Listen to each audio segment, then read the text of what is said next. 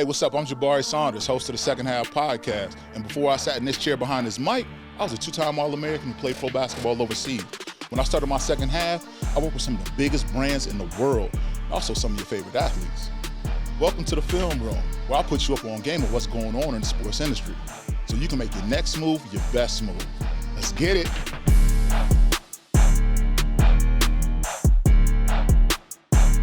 The game has changed for high school recruiting. I ain't gonna lie to you, it's way different. Back then, only thing I had to do was go out there, go play a couple of games, show my skill set, talk to a couple of coaches after the game who was there to recruit. My coach would have some conversation, and then we're off to the races signing an athletic scholarship for whatever program that I was going to, right? But that's all different now. It don't matter if it's NCAA Division I, II, III, NAIA. It don't matter if you're going to JUCO. Now things are a lot different. You got prep school that's also involved. And also, it's kind of muddied the waters of understanding what all it's going to take. Recently, I was just sitting with a parent, single parent, mom, and she simply was like, I don't know what to do. My son and my daughter, they're great athletes, but they're about to head into their freshman and sophomore years, and I don't know what to do to get them an academic or athletic scholarship to go play their particular sport. So let's go ahead and break that down for you because, listen, I ain't going to lie. It's not easy, but I want to make it as simple as possible for you because the game has changed. So let me actually give you some history. So back when I was being recruited, we were playing AAU basketball. Coaches would send letters. They would communicate with you, email at the time, and they would also communicate with you to your coach. So your coach was having conversations. My parents were having conversations on my behalf, and really, it was all about trying to get access and have realistic communication with that person. You sometimes had to market yourself, and by marketing yourself, that meant going to camps, going to their universities' camps, their elite camps, things of that nature. That's all changed now. Marketing is at its highest level now. So here's kind of the step-by-step process for you. So when you look at it, break this thing down. When you're coming into your freshman year, the first thing that I would recommend every last person who is a student athlete coming into it is going to the NCAA website. What you're going to do is sign up and make an account to make sure that you are eligible to be recruited. So therefore, you can upload your information year after year to make sure you're eligible for each one of these programs to recruit you.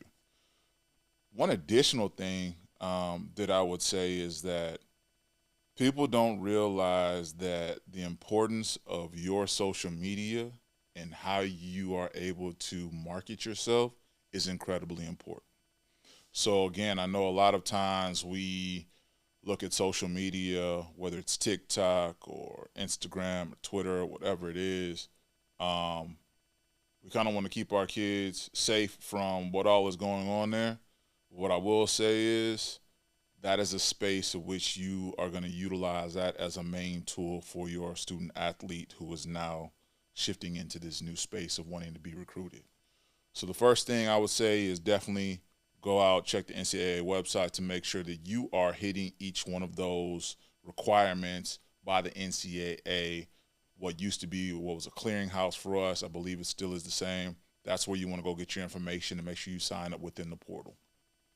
Making sure your athlete is, is eligible to become recruited. Now from there, this is where the game starts to be played. Your freshman year, what I would recommend, this is where you're going to engage with your team. You're going to show up to all the camps that you can possibly do. You're going to have your social media account ready and prep, ready to go. And what you're going to leverage this as is simply just a place for highlight reels for your skill set. What this allows for you to do is to be able to showcase your talent, market yourself, show your best plays, whether it's on YouTube or whatever platform you want to use. You're going to allow for your skill set in that sport to be able to show who you are. In addition, you kind of want to show who your personality is. Are you a kid that loves to be around your family, your brothers and sisters, your cousins? Are you in a solid, good group of friends that you have in your circle? How do you practice? Do you work out in the mornings? Are you focused? What are those things that you're actually doing? Even beyond that, they may be looking at ways in which you're being different from all of the other kids. Do you like musicals? Do you go to operas? Do you like to dance? Like, people want to see you as a person and who you are, to see how well-rounded you are. They kind of want to see what kind of background you are. And there's no right answer when it comes to marketing this, because some people like people who come from rough backgrounds. That's just what they love. That's just what they like. They feel like they have a certain type of dog mentality within them, that they're a go-getter. And there are some people that want to come from two-parent households. You know, they want people that come from the backgrounds that's all secure, because they feel like they're a little bit more coachable and approachable. There is no right answer and there is no wrong answer in this. But what I would say is, you have to utilize social media as a tool for you to become recruited. Now, within that, that's your freshman year. You're going out, you're showcasing your skill set. There's a couple of things in there too that I would also share with this young lady who is a single mother, is simply that, listen, find a way for your child to attend different camps. And so what do I mean by camps? Whether it's soccer, whether it's football, whether it's baseball, basketball, during the summer camp, during the summertime, they have different camps at different colleges and universities that allows for kids to showcase their skill set in front of coaches. Now, freshman year, again, not everyone is going to be recruited their freshman year unless you are an elite kid. And oftentimes you don't really know what you don't know, but you will truly understand when your kid is an elite kid by the type of recruitment letters, that they are receiving from each one of their coaches. So if I'm getting low major, or JUCO offers, more than likely they're not necessarily an elite kid at that level just yet.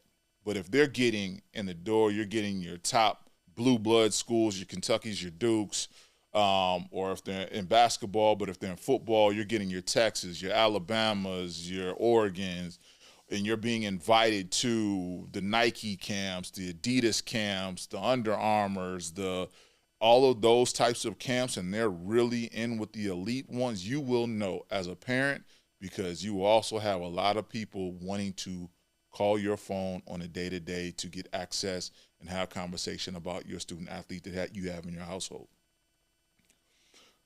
Something else that you have to definitely look at, and I'm on the fence about this in this new stage, in this new era of what's called AAU. Somebody recently made a post. It's like, hey, AAU coach, you got to do more due diligence by looking at who's coaching and who's training your child.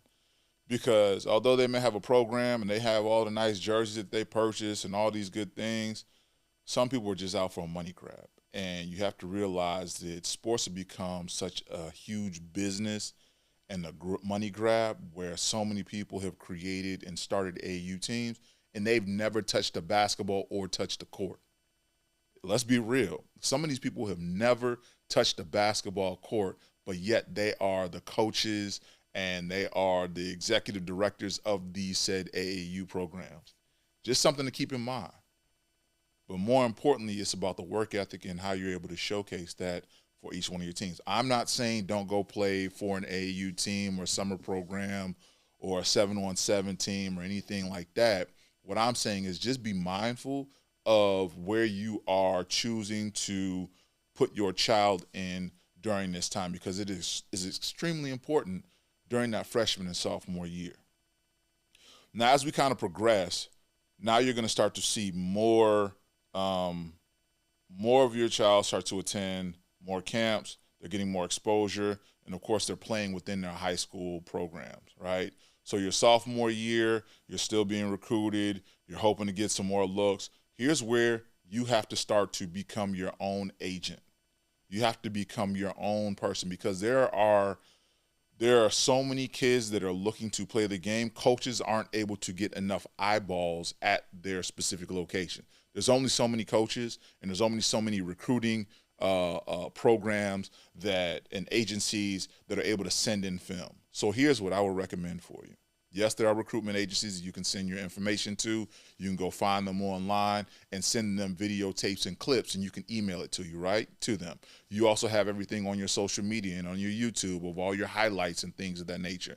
But also, here's something that a lot of people do not do and think that, oh, it's just going to be easy. They're going to come and find you. Be proactive. Send that film to the coach in the athletic department. You can go online at whatever school. You can see who the athletic department is. You can see who the sports SID person is. You can see who the head coach is, the assistant coaches are. Find their email addresses. Send them your game tape. Send them a brief resume. Send them a clip of you literally holding the phone up, introducing yourself to who you are, what type of person you are. Here's what you can do to help them progress in your program. And that's where you want to start to develop a relationship with many of these coaches. You have to be able to advocate for yourself in order to be recruited. They need to know who you are. And so best way to be able to do that is honestly by sending them your information so you can understand exactly what relationship is being built, and you have honest conversation. They can tell you, yes, we want to bring you, or no, we don't want you. So that's in your freshman and sophomore year. Now, here's where things start to get dicey and a little bit more challenging for yourself. Junior year, this is where you want to start to make sure that you have your academics in order, because if you don't have your academics in order, you can't be recruited to each one of these schools, whether it's D1, D2, D3, NAIA, JUCO, right? You can't be recruited. So here's where you want to go. You want to go back to that NCAA portal your junior year. Make sure you have all of the requirements that you need. I believe it's like 4 years of English, 4 years of math, 2 years of, electives, things of that nature. You need to make sure your SAT, ACT scores, all of those things, if they're even looking at those anymore. But you need to make sure that you've checked off each one of those buckets. This is junior year. This is really your most important year when it comes to academics and your skill set. You need to be able to perform on the court, in the field, or the pitch. You need to make sure you're performing in the classroom as well. So now you're taking this information you've had over the years. Here's who you were. You collected all of these insights. You got on everyone's radar. You sent out the film to different coaches. You built relationships through the years.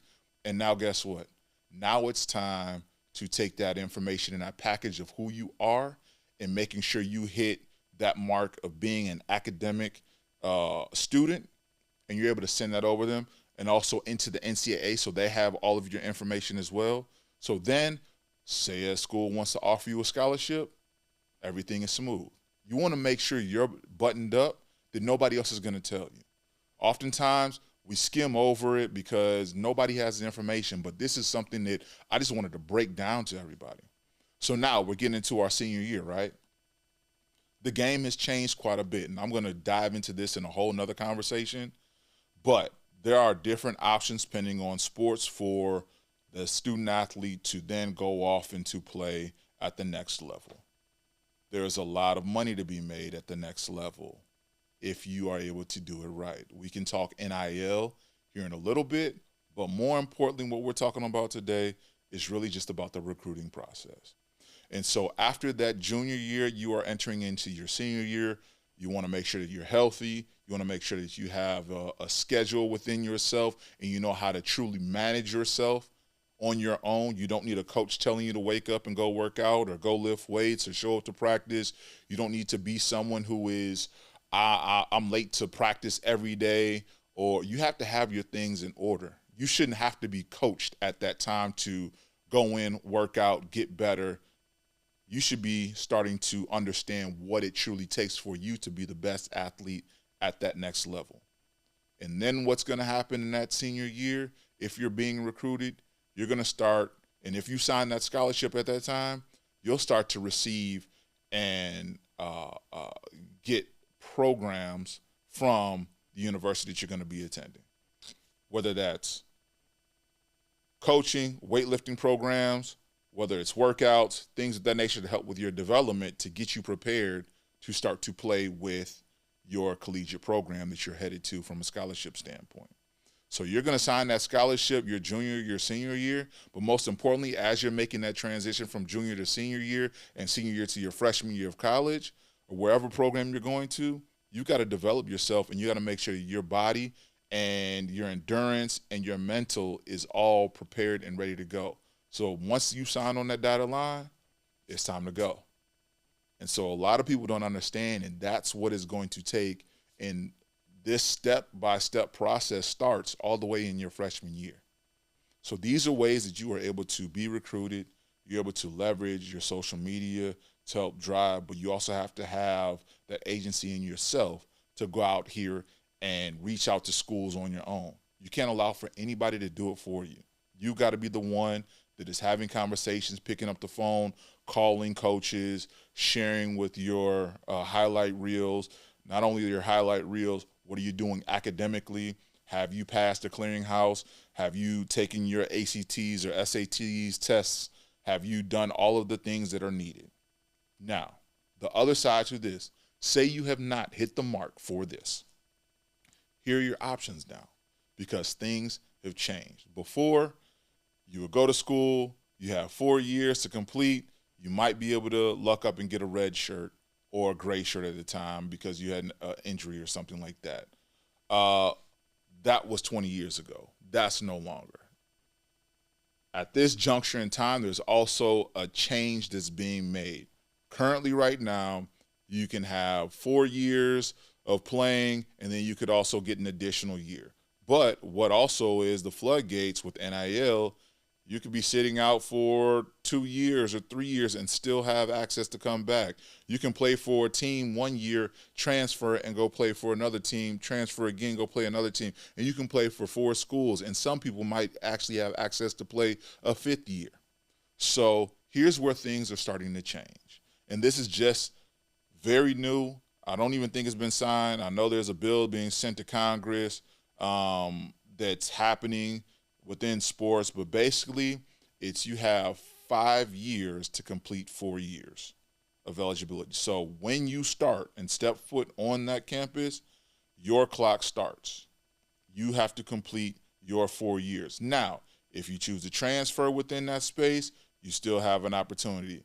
And then if you want to have a 5th year, that means that you would have had to sit out or you were injured or something, and you will request for a 5th year.